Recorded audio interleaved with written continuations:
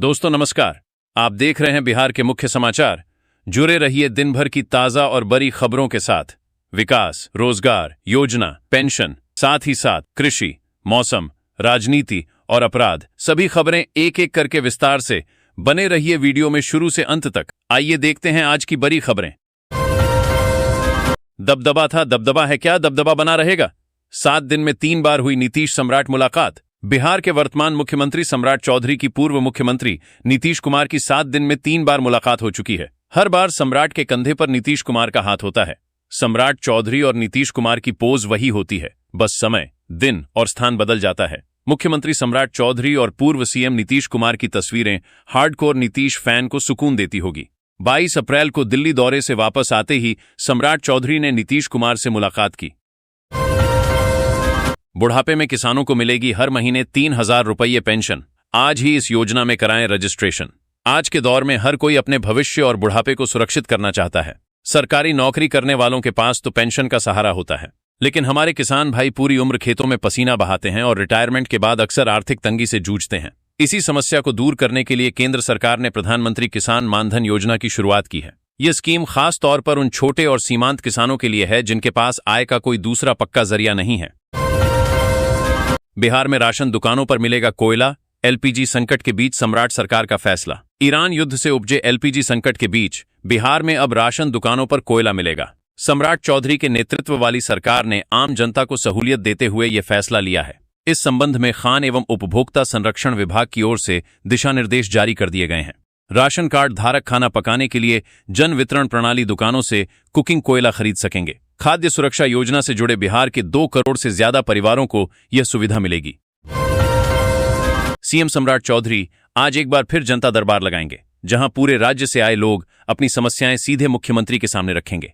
CM एक एक कर सभी फरियादियों की शिकायतें सुनेंगे और संबंधित अधिकारियों को त्वरित समाधान के निर्देश देंगे। मुख्यमंत्री बनने के महज 2 दिन बाद ही सम्राट चौधरी ने जनता दरबार की शुरुआत कर दी थी। इसे सरकार की डायरेक्ट कनेक्ट रणनीति का अहम हिस्सा माना जा रहा है, जिसका उद्देश्य आम लोगों की समस्याओं का तेजी से निपटारा करना है। पूर्व सांसद सूरजभान सिंह को कोर्ट से बड़ी राहत मिली है। कोर्ट ने 30 साल पुराने हत्या मामले में सूरजभान सिंह को बरी कर दिया है। दरअसल बेगूसराय के बहुचर्चित 1996 के हत्या मामले में पूर्व सांसद सूरजभान सिंह को राहत मिली है। एमपी एमएलए कोर्ट के विशेष न्यायाधीश ब्रजेश कुमार सिंह की अदालत ने साक्ष्यों के अभाव में उन्हें बरी कर दिया। इस मामले में सह आरोपी अजीत सिंह को भी राहत दी गई है। बिहार के 86.74 लाख सामाजिक सुरक्षा पेंशन धारकों को मार्च महीने की पेंशन का भुगतान कर दिया गया है। वित्त विभाग की मंजूरी के बाद 1,100 करोड़ रुपए से अधिक की राशि डीबीटी से जारी कर दी गई। साथ ही वित्त विभाग ने वित्तीय नियमों के तहत अगले 3 माह की पेंशन के भुगतान के लिए करीब 3,900 करोड़ रुपए खर्च की मंजूरी दी। इसमें केंद्र से मिली राशि के अतिरिक्त राज्य की ओर से बढ़ाई गई पेंशन राशि का टॉपअप की राशि भी शामिल है। पश्चिम बंगाल में चुनाव के पहले चरण से ठीक पहले सीमावर्ती इलाकों में सुरक्षा एजेंसियां पूरी तरह एक्शन मोड में आ गई हैं। बिहार का कटिहार जिला, जो बंगाल की सीमा से सटा हुआ है, अब किसी सामान्य जिला नहीं बल्कि संवेदनशील सुरक्षा जोन में तब्दील हो चुका है। सूत्रों के अनुसार कटिहार जिले के कुल 11 प्रमुख बॉर्डर पॉइंट्स पर पुलिस द्वारा विशेष मिरर चेकिंग अभियान चलाया जा रहा है। हर आने जाने वाले वाहन की गहन तलाशी ली जा रही है, जैसे हर गाड़ी में कोई न कोई छिपा हुआ खेल हो। सीमा पूरी तरह सील है और पुलिस की पैनी नजर हर संदिग्ध मूवमेंट पर बनी हुई है। बिहार की नई सम्राट सरकार ने सरकारी कर्मियों की कार्यशैली में सुधार लाने के लिए सख्त निर्देश जारी किए हैं। मुख्य सचिव प्रत्यय अमृत द्वारा जारी आदेश के अनुसार अब सभी कर्मचारियों को निर्धारित समय पर कार्यालय पहुंचना अनिवार्य होगा और बायोमेट्रिक उपस्थिति दर्ज करनी होगी। जारी निर्देश के मुताबिक राज्य के सरकारी दफ्तरों का सामान्य कार्य समय सुबह 9:30 बजे से शाम 6 बजे तक तय किया गया है। दोपहर 1 बजे से 2 बजे तक लंच ब्रेक निर्धारित रहेगा। वहीं महिला कर्मियों को शाम 5 बजे तक कार्यालय से छूट दी गई है। मुख्यमंत्री सम्राट चौधरी के राजनीतिक प्रभाव वाले क्षेत्र में ही अगर कानून व्यवस्था की आड़ में घूसखोरी का खेल खुलेआम चले तो फिर व्यवस्था पर सवाल उठना लाजमी है। ताजा मामला मुंगेर जिले का है, जहां तेलिया तालाब के पास उस वक्त माहौल गर्मा गया जब ड्राइवरों का सब्र आखिरकार जवाब दे गया। आरोप है कि परिवहन विभाग के कुछ कर्मी पासिंग और वाहन जांच के नाम पर खुलेआम वसूली कर रहे हैं। जो जेब गर्म करे उसका चालान गायब और जो विरोध करे उसके लिए डबल चालान का डंडा, यही नया सिस्टम बताया जा रहा है। बिहार की सरजमी से एक ऐसा सनसनीखेज खुलासा सामने आया है जिसने इतिहास और सियासत दोनों के गलियारों में हलचल मचा दी है। जमुई की गिद्धेश्वर पहाड़ियों में छिपे हजारों साल पुराने शैल चित्र अब सरकार की निगाह में आ गए हैं और इन्हें संरक्षित करने का बड़ा फैसला लिया गया है। दरअसल जमुई वन प्रमंडल की टीम ने साल 2022 के आसपास इन रॉक शेल्टर्स की खोज की थी, जहां नवपाषाण काल से लेकर प्रारंभिक ऐतिहासिक काल तक के शैल चित्र मिले। ये चित्र न सिर्फ उस दौर की इंसानी जिंदगी की झलक दिखाते हैं, बल्कि यह भी साबित करते हैं कि इस इलाके में प्राचीन सभ्यता का मजबूत वजूद रहा है। सूबे की सियासत में जनसेवा को तेज रफ्तार देने के लिए सरकार ने एक और बड़ा ऐलान कर दिया है। अब ग्राम पंचायतों में किसी भी मोक्षधाम या कब्रिस्तान में अंत्येष्टि के बाद मृतक के परिजनों को महज 24 घंटे के भीतर मृत्यु प्रमाण पत्र जारी करना अनिवार्य होगा। पंचायती राज विभाग के निदेशक नवीन कुमार सिंह ने समीक्षा बैठक के दौरान तमाम अफसरों को यह सख्त हिदायत दी है। नवादा जिले के रजौली थाना क्षेत्र अंतर्गत केंदुआ गांव के पास हुए भीषण सड़क हादसे ने 2 परिवारों की खुशियां छीन ली। तेज रफ्तार अज्ञात वाहन की चपेट में आने से 2 युवकों की मौके पर ही मौत हो गई। घटना के बाद परिजनों में कोहराम मच गया। नई नवेली दुल्हन का रो रोकर बुरा हाल है। दोनों परिवार में कोहराम मचा हुआ है। राजनीतिक गलियारों में हलचल तेज है और हुकूमत ने शहरी विकास के मोर्चे पर बड़ा दांव खेल दिया है। सूबे के नए मुख्यमंत्री सम्राट चौधरी की अध्यक्षता में हुई पहली कैबिनेट बैठक में 22 अहम एजेंडों पर मुहर लगी, जिसमें 11 सैटेलाइट टाउनशिप का खाका सबसे ज्यादा चर्चा में है। इस फैसले के साथ ही राजधानी पटना समेत कई शहरों के आसपास जमीन के सौदे पर सख्त पाबंदी लगाने की तैयारी पूरी हो चुकी है। बिहार पुलिस पर एक के बाद एक हमले की जानकारी सामने आ रही है। ताजा मामला पटना के गर्दनीबाग थाना क्षेत्र का है, जहां पुलिस टीम पर हमला हुआ है। जानकारी अनुसार गर्दनीबाग थाना क्षेत्र में जब्त बाइक को लेकर भागे आरोपित को पकड़ने के लिए पुलिस टीम पहुंची थी, जहां स्थानीय लोगों ने टीम पर हमला कर दिया। इस घटना में 2 पुलिस पदाधिकारी घायल हो गए। मामले में एक महिला सहित कुल 4 लोगों को गिरफ्तार किया गया है। राज्य की सियासत में जन कल्याण के एजेंडे को और मजबूत करते हुए हुकूमत ने एक ऐसा फैसला लिया है जो बुजुर्गों के लिए राहत का पैगाम बनकर सामने आया है। अब 80 वर्ष या उससे अधिक उम्र के वरिष्ठ नागरिकों को जमीन समेत किसी भी संपत्ति की रजिस्ट्री के लिए दफ्तरों के चक्कर नहीं लगाने होंगे। सरकार ने कैबिनेट की अहम बैठक में यह ऐतिहासिक निर्णय लिया कि बुजुर्गों को घर बैठे निबंधन सुविधा मुहैया कराई जाएगी। राजधानी पटना में तापमान 41 डिग्री सेल्सियस के पार पहुंच चुका है, जिससे दोपहर के समय सड़कों पर सन्नाटा पसरा रहता है। वहीं बक्सर जिले के डुमरांव में 44.4 डिग्री सेल्सियस के साथ प्रदेश का सबसे अधिक तापमान दर्ज किया गया। राज्य के कई जिलों में पारा 40 डिग्री से ऊपर बना हुआ है और हीटवेव जैसी स्थिति कायम है। हालांकि सीमांचल के जिलों किशनगंज, अररिया, पूर्णिया और कटिहार में बादलों की आवाजाही देखी जा रही है, जिससे हल्की राहत के संकेत मिल रहे हैं। मौसम विशेषज्ञों के अनुसार पूर्वोत्तर राज्यों में बदले मौसम का असर इन इलाकों तक पहुंच रहा है। शिक्षा व्यवस्था को बेहतर बनाने के सरकारी दावों के बीच भागलपुर जिले के इस्माइलपुर प्रखंड स्थित राजकीयकृत उच्च माध्यमिक विद्यालय कमलकुंड की जमीनी हकीकत कुछ और ही कहानी बयां कर रही है।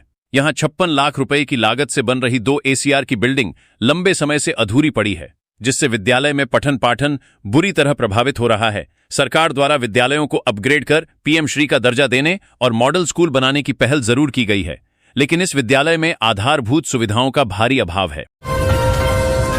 मुजफ्फरपुर जिले में एक BSc छात्र के अपहरण का मामला सामने आया, जहां बदमाशों ने उसे कॉलेज जाते समय रास्ते से उठा लिया और फिरौती मांगने लगे। हालांकि पुलिस ने तेजी दिखाते हुए सिर्फ 6 घंटे के अंदर छात्र को सुरक्षित छुड़ा लिया और 3 अपहरणकर्ताओं को गिरफ्तार कर लिया। अपहृत छात्र की पहचान जजुआर थाना क्षेत्र के अनगुआ गांव निवासी रवि कुमार रवि के रूप में हुई है। वह रोज की तरह अपने घर से मुजफ्फरपुर शहर कॉलेज जाने के लिए निकला था, लेकिन रास्ते में ही अपराधियों ने उसका अपहरण कर लिया। पश्चिम चंपारण के बगहा पुलिस जिले में किशोरियों को बंधक बनाकर ऑर्केस्ट्रा कराने के मामले में पुलिस को एक और बड़ी सफलता मिली है। इस सनसनीखेज मामले में चौतरवा थाना पुलिस ने एक आरोपी को गिरफ्तार कर जेल भेज दिया है। गिरफ्तार आरोपी की पहचान गोरखपुर निवासी राजकुमार के रूप में हुई है। बताया जा रहा है कि वह घटना के बाद से लगातार फरार चल रहा था और पुलिस उसकी तलाश में छापेमारी कर रही थी। पटना हाईकोर्ट ने अपने एक महत्वपूर्ण फैसला में कहा है कि दांगी और कुशवाहा 2 अलग अलग जाति हैं। कुशवाहा OBC के तहत आता है तो दांगी EBC के तहत। कोर्ट ने कहा कि EBC के लिए आरक्षित सीट पर OBC समुदाय से ताल्लुक रखने वाले मुखिया के पद पर चुनाव लड़ने के हकदार नहीं हैं। कोर्ट ने आवेदक के दावे को निराधार करार देते हुए अर्जी को खारिज कर दिया। मुजफ्फरपुर रेलवे स्टेशन उस वक्त अचानक अफरा तफरी के माहौल में घिर गया जब प्लेटफॉर्म संख्या 1 पर स्थित एक रेल कार्यालय में शॉर्ट सर्किट के चलते आग की चिंगारी ने पल भर में भयावह लपटों का रूप ले लिया। जो जगह आमतौर पर यात्रियों की आवाजाही और व्यवस्था का केंद्र होती है, वही अचानक धुएं और आग की लपटों से जंग का मैदान बन गई। बिहार के भागलपुर में पुलिस ने एक सनसनीखेज हत्याकांड का खुलासा किया है। मामला नवगछिया पुलिस जिले के बिहपुर थाना क्षेत्र अंतर्गत भगवतीपुर गांव का है। जानकारी अनुसार घटना 21 अप्रैल की रात की बताई जा रही है। मृतक का नाम प्रकाश मंडल था। जांच में सामने आया है कि इस हत्याकांड की साजिश मृतक की छोटी बहू और उसके प्रेमी ने मिलकर रची थी। मामले में 4 आरोपियों को गिरफ्तार किया गया है, जबकि एक नाबालिग को निरुद्ध किया गया है। पटना की सड़कों और प्रमुख चौराहों पर इन दिनों बड़े बड़े होर्डिंग्स और पोस्टरों के जरिए नीतीश कुमार के 2005 से 2025 तक के कार्यकाल की उपलब्धियों को प्रमुखता से दिखाया जा रहा है। भले ही नीतीश कुमार अब मुख्यमंत्री पद पर नहीं हैं, लेकिन जनता दल यूनाइटेड जदयू उनकी सरकार के दौरान किए गए कामों को जनता तक पहुंचाने में पूरी ताकत झोंक रही है। सुपौल जिले के सदर थाना क्षेत्र से दिल दहला देने वाली घटना सामने आई है, जहां कोसी नदी ने एक बार फिर अपनी रौद्र और जानलेवा छवि दिखा दी। गोपालपुर सिरे पंचायत के वार्ड संख्या 2 में रविवार का दिन उस वक्त चीख पुकार और मातम में बदल गया, जब नहाने गई 4 मासूम बच्चियां नदी की तेज धारा में समा गईं। बिहार में अपराधी घटनाएं चरम पर हैं। अपराधी एक के बाद एक आपराधिक घटनाओं को अंजाम दे रहे हैं।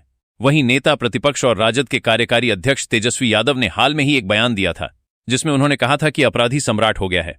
तेजस्वी के इस बयान से सियासी सरगर्मी हाई है। इसी बीच अब दोनों डिप्टी सीएम ने तेजस्वी यादव पर बड़ा हमला बोला है। डिप्टी सीएम विजय चौधरी और विजेंद्र यादव ने सवाल खड़ा किया है कि तेजस्वी खुद बताएं कि वो खुद क्या हैं। नेपाल सरकार ने ऐसा फैसला लिया है जिसका असर अब बिहार के लोगों पर भी देखने को मिलेगा। दरअसल नेपाल सरकार ने नए कस्टम नियमों ने मधेशी क्षेत्रों के लोगों की मुश्किलें बढ़ा दी हैं। अप्रैल 2026 से लागू इस व्यवस्था के तहत भारत से 100 नेपाली रुपये करीब 62 भारतीय रुपये से अधिक का सामान लाने पर कस्टम ड्यूटी अनिवार्य कर दी गई है। पहले हजारों रुपये की घरेलू खरीदारी पर भी टैक्स नहीं देना पड़ता था। बिहार के नवादा में इलेक्ट्रिक स्कूटी में तेज धमाका हुआ, जिससे घर में भीषण आग लग गई। इस घटना में लाखों का नुकसान हो गया। मामला वारसलीगंज नगर परिषद के वार्ड संख्या 6 का है, जहां एक इलेक्ट्रिक स्कूटी में हुए धमाके से वार्ड पार्षद के घर में भीषण आग लग गई। इस घटना में लाखों रुपए की संपत्ति जलकर खाक हो गई। उप मुख्यमंत्री विजय कुमार चौधरी और प्रदेश अध्यक्ष उमेश सिंह कुशवाहा ने जदयू कार्यालय में प्रेस कॉन्फ्रेंस कर राज्य की मौजूदा राजनीतिक स्थिति पर विस्तार से अपनी बात रखी। उप मुख्यमंत्री ने कहा कि बिहार में बनी नई सरकार जल्द ही विधानसभा में विश्वास मत हासिल करेगी और उन्हें पूरा भरोसा है कि सरकार मजबूती से बहुमत साबित करेगी। उन्होंने कहा कि यह सरकार नीतीश कुमार के आशीर्वाद से बनी है और उनके कार्यों को आगे बढ़ाने का काम करेगी। उन्होंने कहा कि सरकार नई है, लेकिन इसका रास्ता वही रहेगा। विजय चौधरी ने तेजस्वी यादव के उस बयान पर भी प्रतिक्रिया दी, जिसमें राज्य के खजाने को लेकर सवाल उठाए गए थे। उन्होंने कहा कि बिहार की वित्तीय स्थिति पहले कभी वैसी नहीं रही जैसी पूर्ववर्ती सरकारों के दौरान थी और विपक्ष को अपने कार्यकाल का हिसाब देना चाहिए। सुपौल जिले के राघोपुर थाना क्षेत्र में पुलिस ने कफ सिरप तस्करी के खिलाफ बड़ी कार्रवाई करते हुए एक तस्कर को गिरफ्तार किया है। पुलिस ने असम नंबर की एक कार से भारी मात्रा में बियर बरामद की है, जिसे अवैध रूप से ले जाया जा रहा था। इस कार्रवाई को इलाके में अवैध को सिरप कारोबार के खिलाफ बड़ी सफलता माना जा रहा है। मिली जानकारी के अनुसार राघोपुर थानाध्यक्ष अमित कुमार राय को गुप्त सूचना मिली थी कि NH 27 के रास्ते प्रतापगंज की ओर से एक संदिग्ध कार में सिरप की खेप लाई जा रही है। सूचना मिलते ही पुलिस ने गश्ती दल को सतर्क कर जांच अभियान शुरू किया। टीम में सुधीर कुमार सिंह सहित अन्य पुलिसकर्मी शामिल थे। सुपौल जिले के राघोपुर थाना क्षेत्र से एक सनसनीखेज सड़क हादसा सामने आया है, जहां तेज रफ्तार का खतरनाक खेल अचानक हादसे में बदल गया। नगर पंचायत सिमराही वार्ड 3 स्थित करजाइन रोड पर गुरुवार सुबह NH 131 पर एक स्कॉर्पियो गाड़ी बेकाबू होकर सड़क किनारे लगे टेंट में जा घुसी, जिससे मौके पर अफरा तफरी मच गई। बिहार में अपराधी घटनाएं चरम पर हैं। अपराधी एक के बाद एक आपराधिक घटनाओं को अंजाम दे रहे हैं। वहीं नेता प्रतिपक्ष और राजद के कार्यकारी अध्यक्ष तेजस्वी यादव ने एक बार फिर बिहार की सम्राट सरकार पर हमला बोला है। तेजस्वी यादव ने वीडियो जारी कर दावा किया है कि बिहार में जंगल राज है। तेजस्वी ने कहा है कि बिहार में महिलाएं सुरक्षित नहीं हैं। बता दें कि सम्राट सरकार बनते ही तेजस्वी सोशल मीडिया पर एक्टिव हो गए हैं और लगातार सरकार को घेर रहे हैं। बिहार बीजेपी में इन दिनों संगठनात्मक मजबूती पर खास जोर दिया जा रहा है। इसी कड़ी भाजपा प्रदेश कार्यालय में पंडित दीनदयाल उपाध्याय प्रशिक्षण महाअभियान के तहत एक अहम कार्यशाला का आयोजन किया गया, जहां कार्यकर्ताओं को प्रशिक्षण देने की रणनीति पर विस्तार से चर्चा हुई। प्रवक्ता प्रेम रंजन पटेल ने कहा कि इस प्रशिक्षण कार्यशाला में बड़ी संख्या में कार्यकर्ता और पदाधिकारी शामिल हुए। इस कार्यक्रम का उद्देश्य संगठन को जमीनी स्तर पर और मजबूत बनाना है। कार्यशाला के माध्यम से यह बताया जा रहा है कि किस तरह जिलों में, मंडलों में और विभिन्न प्रकोष्ठों के जरिए प्रशिक्षण कार्यक्रमों को प्रभावी ढंग से संचालित किया जाए। नवादा जिले में साइबर अपराध के खिलाफ वारसलीगंज पुलिस ने बड़ी कार्रवाई की है। थाना प्रभारी पंकज कुमार सैनी को बड़ी कामयाबी हाथ लगी है। आज गुरुवार को वारसलीगंज थाना क्षेत्र से 3 साइबर अपराधियों को गिरफ्तार किया गया। ये अपराधी प्रधानमंत्री मुद्रा योजना और अन्य कंपनियों के नाम पर लोन देने का झांसा देकर लोगों से ठगी करते थे। पुलिस ने इनके पास से 3 एंड्रॉयड मोबाइल फोन और 2 पन्नों का ग्राहक डेटा भी बरामद किया है। पटना पुलिस द्वारा अपराधियों के खिलाफ चलाए गए विशेष अभियान में मोकामा इलाके में बड़ी सफलता हाथ लगी है। बाढ़ एक अनुमंडल पुलिस पदाधिकारी के अनुसार पुलिस ने अवैध हथियार के साथ 2 अपराधियों को गिरफ्तार किया है। यह कार्रवाई वाहन चेकिंग के दौरान की गई। अपराधियों को पचमहला थाना क्षेत्र से गिरफ्तार किया गया है। बिहारी की सियासी राजनीति में आधी आबादी की चाहे जितनी चर्चा हो, पर इस बार पूर्व मुख्यमंत्री नीतीश कुमार की राष्ट्रीय टीम में 33% आबादी नहीं दिखी। 24 लोगों की राष्ट्रीय टीम में मात्र 3 महिलाओं को मिली जिम्मेवारी, और यह तब हो रहा है जब जदयू नारी वंदन अधिनियम की हितैषी रही है और अपना मत भी दिया। बिहार में ड्यूटी और वर्दी में सोशल मीडिया पर रील्स बनाने वाले पुलिसकर्मियों की अब खैर नहीं है। राज्य पुलिस मुख्यालय ने ऐसे 40 से अधिक पुलिसकर्मियों को चिन्हित करते हुए उनकी लिस्ट तैयार कर ली है और उनके खिलाफ कार्रवाई भी शुरू हो गई है। इसी क्रम में बुधवार के पूर्णिया की महिला थानाध्यक्ष शबाना आजमी को सस्पेंड कर दिया गया है। अन्य जिलों के एसपी को भी सूची में शामिल पुलिसकर्मियों के खिलाफ कार्रवाई करने को कहा गया है। मुख्यमंत्री सम्राट चौधरी 24 अप्रैल को विधानसभा में विश्वास मत का प्रस्ताव पेश करेंगे। बिहार विधानसभा में भाजपा, जदयू, लोजपा, हम और रालोमो विधायकों की संख्या 202 है, लेकिन राज्यसभा चुनाव के दौरान कांग्रेस और आरजेडी के 4 विधायकों की ओर से अपरोक्ष रूप से एनडीए उम्मीदवार का समर्थन किया गया था। ऐसे में सम्राट चौधरी को कितने विधायकों का समर्थन मिलेगा, इस पर भी चर्चा शुरू हो गई है। बिहार में सैटेलाइट टाउनशिप योजना को लेकर सियासी घमासान शुरू हो गया है। मुख्यमंत्री सम्राट चौधरी की पहली कैबिनेट के बड़े फैसले पर ही विवाद शुरू हो गया है। दरअसल राज्य सरकार ने पटना समेत 11 शहरों में आधुनिक टाउनशिप विकसित करने का फैसला लिया है। इसके तहत सरकार ने चिन्हित इलाकों में जमीन की खरीद बिक्री, ट्रांसफर और निर्माण पर अस्थायी रोक लगा दी है, जिस पर विपक्ष ने तीखी प्रतिक्रिया दी है और इसे विवादों में घसीट लिया है। सिवान जिले में सुबह 11:30 के बाद शैक्षणिक गतिविधियों पर रोक लगा दी गई है। डीएम विवेक रंजन मैत्रेय ने एक आदेश जारी करके ये रोक लगाई है। गर्मी काफी अधिक होने के कारण जिलाधिकारी ने सभी स्कूलों का संचालन दोपहर 11:30 बजे तक ही करने के निर्देश दिए हैं। तेज गर्मी और लू के कारण बच्चे बीमार हो रहे हैं, इसी के मद्देनजर यह फैसला लिया गया है। बेतियां पश्चिम चंपारण के सहोदरा थाना क्षेत्र के सुपौली गांव में एक महिला सिपाही की संदिग्ध परिस्थितियों में मौत से इलाके में हड़कंप मच गया है। मृतका की पहचान पटना जिला बल में तैनात संकेशी कुमारी के रूप में हुई है। परिजनों ने इस घटना को आत्महत्या मानने से इनकार करते हुए ससुराल पक्ष पर हत्या का गंभीर आरोप लगाया है। बिहार में भाजपा के नेतृत्व में पहली बार बनी सरकार में मंत्रिमंडल विस्तार को लेकर चर्चा अब तेज हो गई है। मुख्यमंत्री सम्राट चौधरी दिल्ली में भाजपा के बड़े नेताओं से मुलाकात करने के बाद पटना में पूर्व मुख्यमंत्री और जदयू के राष्ट्रीय अध्यक्ष नीतीश कुमार से भेंट की है। इसके बाद यह तय माना जा रहा है कि जल्द ही मंत्रिमंडल का विस्तार कर दिया जाएगा। जदयू के राष्ट्रीय अध्यक्ष नीतीश कुमार के मुख्यमंत्री पद से इस्तीफा देने के बाद सम्राट चौधरी के मुख्यमंत्री पद की शपथ लेने के समय जदयू कोटे से 2 उप मुख्यमंत्री बनाए गए थे। नालंदा बिहार शरीफ विधानसभा क्षेत्र के पूर्व विधायक नौशादुन उर्फ पप्पू खान की मुश्किलें बढ़ती नजर आ रही हैं। आज गुरुवार दोपहर वेना थाना पुलिस ने बिहार थाना क्षेत्र के गढ़पर स्थित उनके आवास पर छापेमारी की। हालांकि पप्पू खान हाथ नहीं लगे। पुलिस के मौके पर पहुंचने से पहले ही पप्पू खान अपनी पत्नी आफरीन सुल्ताना के साथ फरार हो गए। मोकामा से जेडीयू के बाहुबली विधायक अनंत सिंह ने बीते दिनों ये मांग की थी कि कुसिरबबंदी खत्म होनी चाहिए। उन्होंने दलील दी थी कि शराबबंदी की वजह से युवाओं को दूसरे नशों की लत लग गई है। अनंत सिंह ने यहां तक कहा था कि वो इस मुद्दे पर बिहार के नए सीएम सम्राट चौधरी से बात करेंगे। उनके बयान पर जब जेडीयू के सीनियर नेता और डिप्टी सीएम विजय चौधरी से प्रतिक्रिया पूछी गई तो गुरुवार 23 अप्रैल को उन्होंने कहा, अनंत सिंह पार्टी हैं, वो उनकी व्यक्तिगत राय है। पटना हाईकोर्ट में मोतिहारी शहर के मोती झील को बूढ़ी गंडक नदी से निकले ब्रिटिशकालीन नहर रामरेखा घाट सिमरा जोड़ता है कि दोनों ओर हुए अतिक्रमण हटाए जाने पर सुनवाई 1 सप्ताह के लिए टल गई। चीफ जस्टिस संगम कुमार साहू की खंडपीठ द्वारा भारतीय न्यायप्रिय नागरिक परिषद की जनहित याचिका की सुनवाई की जा रही है। राज्य में सड़क दुर्घटनाओं को कम करने के लिए परिवहन विभाग एक महत्वपूर्ण कदम उठाने जा रहा है। प्रदेश के लगभग 500 से 700 चौक चौराहों और उच्च जोखिम वाले कॉरिडोर पर integrated traffic management system ITMS लगाया जाएगा। इस परियोजना को लागू करने से पहले विभाग तेजी से काम कर रहा है। इसके लिए विकास आयुक्त की अध्यक्षता में 28 अप्रैल को संबंधित हितधारकों संग एक परामर्श बैठक आयोजित करने का निर्णय लिया है। रेशम नगरी भागलपुर आज वीरता और राष्ट्रभक्ति के रंग में सराबोर नजर आई। 1857 के प्रथम स्वतंत्रता संग्राम के महानायक बाबू वीर कुंवर सिंह के विजयोत्सव के अवसर पर शहर में एक ऐतिहासिक और भव्य शोभायात्रा निकाली गई। कार्यक्रम का शुभारंभ 0 माइल चौक स्थित वीर कुंवर सिंह की प्रतिमा पर माल्यार्पण और भावभीनी श्रद्धांजलि के साथ हुआ। इस गौरवमयी आयोजन में न केवल स्थानीय नागरिकों का जनसैलाब उमड़ा, बल्कि उत्तर प्रदेश के पूर्व सांसद बृजभूषण शरण सिंह और धनंजय सिंह की मौजूदगी ने कार्यक्रम को विशेष बना दिया। ईरान इजरायल युद्ध के बीच देश में गैस की किल्लत देखने को मिल रही है। हालांकि केंद्र सरकार द्वारा देश में गैस और पेट्रोलियम की किल्लत होने से इनकार किया गया है। इसी बीच बीते दिनों बिहार के CM सम्राट चौधरी ने गैस की परेशानी को लेकर बयान दिया था कि गरीबों को कोयला उपलब्ध कराया जाएगा।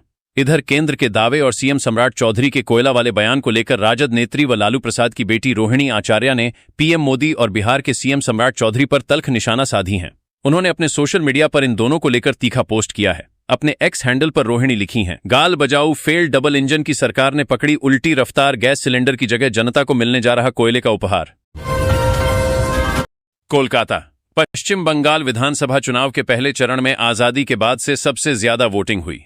शाम 7 बजे तक 152 पोलिंग स्टेशनों पर औसत वोटिंग 91.91% रही। इससे पहले बंगाल में सबसे ज्यादा वोटिंग 2011 में 84.72% थी। वोटिंग के पहले चरण के बाद मुख्य चुनाव आयुक्त ज्ञानेश कुमार ने कहा कि पश्चिम बंगाल और तमिलनाडु विधानसभा चुनाव में आजादी के बाद से सबसे ज्यादा वोटिंग दर्ज की गई है। मैं पश्चिम बंगाल के सभी वोटरों को सलाम करता हूं। पश्चिम बंगाल और तमिलनाडु दोनों ही राज्यों में मतदान में महिलाओं की भागीदारी पुरुषों की तुलना में ज्यादा है। दक्षिण दिनाजपुर में सर्वाधिक करीब 94.77% मतदान। पश्चिम बंगाल में पहले चरण के मतदान के दौरान कई जिलों में 90% से अधिक मतदान दर्ज किया गया, जो एक बड़ी उपलब्धि मानी जा रही है। जिलावार आंकड़ों के मुताबिक दक्षिण दिनाजपुर में सर्वाधिक करीब 94.77, कूच बिहार में 94.40, बीरभूम में 93.61 और जलपाईगुड़ी में 93.01% मतदान दर्ज किया गया। मालदा में 92.22% वोटिंग।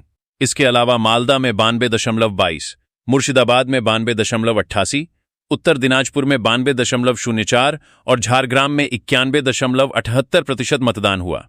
वहीं अलीपुरद्वार, बांकुड़ा, पश्चिम मेदिनीपुर और पूर्व मेदिनीपुर जैसे जिलों में भी मतदान प्रतिशत 89 से 91 के बीच रहा। दार्जिलिंग 88.01% और कलिम्पोंग 82.93% जैसे इलाकों में अपेक्षाकृत कम, लेकिन फिर भी मजबूत मतदान दर्ज किया गया। अमित शाह ने क्या कहा? पश्चिम बंगाल में शाम 7 बजे तक 152 पोलिंग स्टेशनों पर वोटर टर्नआउट 91.91% रहा। इस पर केंद्रीय गृह मंत्री अमित शाह ने हवाई यात्रा करते समय अपने मोबाइल फोन पर एक वीडियो रिकॉर्ड किया। इस वीडियो को सोशल मीडिया पर साझा करते हुए लिखा कि तृणमूल के भ्रष्टाचार और गुंडा राज का सूरज डूब गया है।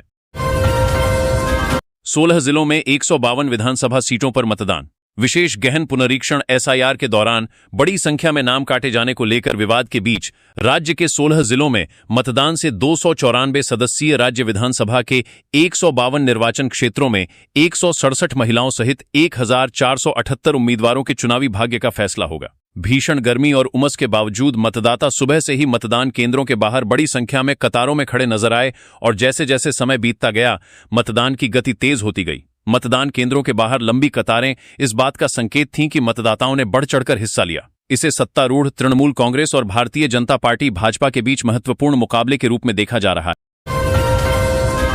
मतदान में लोगों की भारी भागीदारी। निर्वाचन आयोग के अनुसार सुबह 7 बजे मतदान शुरू हुआ। राज्य में शाम 5 बजे तक 89.93% मतदान दर्ज किया गया, जिसमें दक्षिण दिनाजपुर जिले में सबसे अधिक 93.12% मतदान हुआ। विश्लेषकों का कहना है कि मतदान में लोगों की भारी भागीदारी बढ़ी हुई राजनीतिक गोलबंदी और SIR के सांख्यिकीय प्रभाव दोनों को दर्शाती है, जिसके तहत राज्य भर में मतदाता सूची से 91 लाख से अधिक नाम हटा दिए गए थे। पहले 2 घंटे में 3.60 करोड़ मतदाताओं में से 18.76% ने अपने मताधिकार का प्रयोग किया और धीरे धीरे मतदान में तेजी आई। पूर्वाह्न 11 बजे तक 41.11% और अपराह्न 1 बजे तक 62.18% मतदान दर्ज किया गया। 3 बजे तक 78% मतदाता अपने मताधिकार का इस्तेमाल कर चुके थे।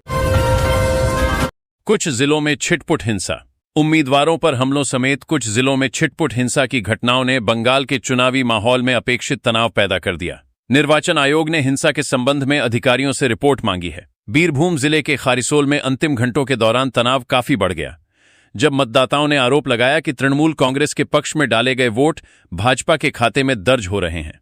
चुनाव अधिकारियों और नाराज मतदाताओं के बीच बहस छिड़ने के बाद स्थिति और बिगड़ गई, जिसके बाद स्थानीय लोगों का एक समूह मतदान केंद्र के बाहर इकट्ठा हो गया और प्रदर्शन करने लगा। शुभेंदु सरकार पर हमला। इससे पहले दक्षिण दिनाजपुर के कुमारगंज में बीजेपी उम्मीदवार शुभेंदु सरकार के साथ उस समय हाथापाई की गई जब वह गड़बड़ी की खबरों के बाद एक मतदान केंद्र की ओर जा रहे थे।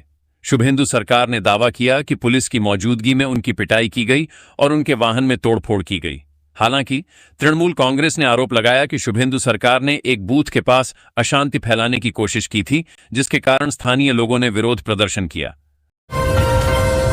अग्निमित्रा पॉल की कार पर पथराव। वहीं एक अन्य घटना में आसनसोल दक्षिण विधानसभा क्षेत्र के रहमतनगर में भाजपा उम्मीदवार अग्निमित्रा पॉल की कार पर पथराव किया गया, जिससे उसकी पिछली खिड़कियों के शीशे टूट गए। मुर्शिदाबाद के नौदा में आम जनता उन्नयन पार्टी एजेयूपी और तृणमूल के समर्थकों के बीच झड़पें हुईं। वाहनों में तोड़फोड़ और पथराव के बाद भीड़ को तितर-बितर करने के लिए केंद्रीय बलों को लाठीचार्ज करना पड़ा। एजेयूपी प्रमुख हुमायूं कबीर जब एक मतदान केंद्र पर गए तो उन्हें तृणमूल समर्थकों के विरोध का सामना करना पड़ा। कबीर ने बाद में सत्तारूढ़ पार्टी पर डराने धमकाने और गड़बड़ी का आरोप लगाया, जबकि तृणमूल ने इन आरोपों को खारिज करते हुए हिंसा की निंदा की। मुरारई में कांग्रेस और टीएमसी कार्यकर्ताओं के बीच झड़प। बीरभूम के लाभपुर और मालदा के चांचल में भाजपा के चुनाव एजेंट पर तृणमूल कांग्रेस कार्यकर्ताओं द्वारा हमले किए जाने के आरोप लगे हैं। मुरारई में कांग्रेस और तृणमूल कांग्रेस कार्यकर्ताओं के बीच झड़प में कम से कम 2 लोग घायल हो गए, जिससे जिले में तनाव और बढ़ गया। डोमकल में मतदाताओं को बूथों तक पहुंचने से रोके जाने के आरोप लगे, जिसके कारण सुरक्षा कर्मियों की तैनाती आवश्यक हो गई। अधिकारियों ने बताया कि दोपहर तक निर्वाचन आयोग को मतदान से जुड़ी करीब 500 शिकायतें प्राप्त हुईं, जबकि सी विजिल ऐप के माध्यम से 375 अन्य शिकायतें दर्ज की गईं। तृणमूल कांग्रेस ने दोपहर तक 700 से अधिक शिकायतें दर्ज कराने का दावा किया, जिनमें से कई ईवीएम में कथित खराबी और केंद्रीय बलों के आचरण से संबंधित थीं।